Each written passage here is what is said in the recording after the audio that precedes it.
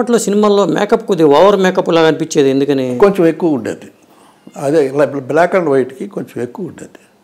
తర్వాత నీకు ఎప్పుడూ మీకు బ్లాక్ కలర్ ఉన్న వాళ్ళకి మేకప్ వేయటం ఈజీ, చాలా ఈజీనా? ఇప్పుడు వాడక సున్నం వేయటం అంటే బేసిక్గా మంచి కలర్ ఉన్న వాళ్ళకి వేయటం కొంచెం ఇబ్బందికరం. అది వాళ్ళ కలర్ని పాడవకుండా న్యాచురల్గా ఉండేటట్టుగా చేయాలి. ఆ తర్వాత నాకు అక్కడి నుంచి ఎక్కడికి చెప్పానంటే ముళ్ళపూడి వెంకటరమణ గారు, బాపు గారు ఫస్ట్ పిక్చర్ సాక్షి ఫస్ట్ పిక్చర్కి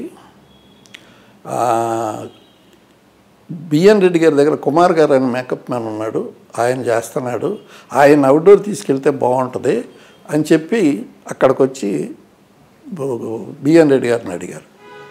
ఇలా మీ కుమార్ గారు, లాభం లేదు, వాడి పేపర్ చదువుకోవాల్సిందే, వాడి దగ్గర ఒకటి ఉన్నాడు, వాడు అడ్రస్ నాకు తెలియదు, పద్మనాభాన్ని అడిగితే తెలుస్తుంది, ఆడిని పెట్టుకోండి చాలా బాగా పనిచేస్తాడని చెప్పి నా పేరు సజెస్ట్ చేసింది బిఎన్ రెడ్డి గారు.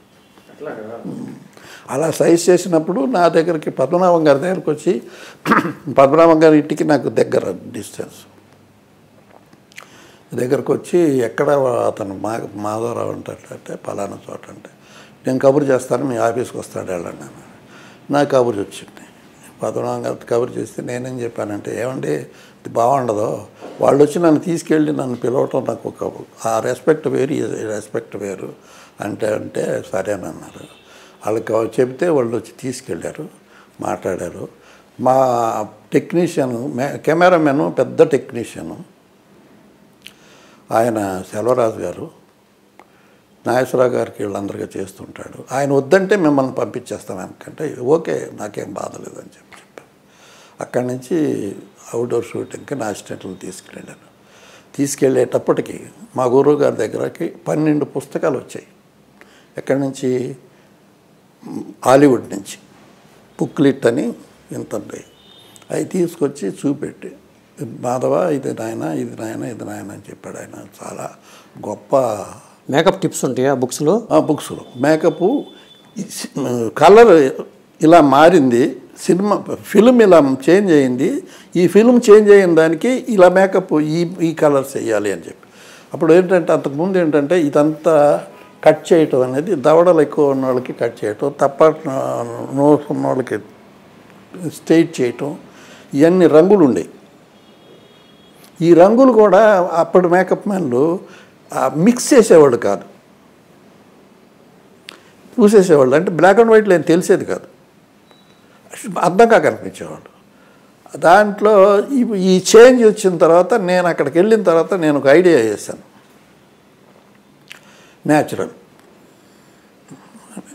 వెళ్ళి భోంచేసాం, రేపు షూటింగ్ భోంచేసాం.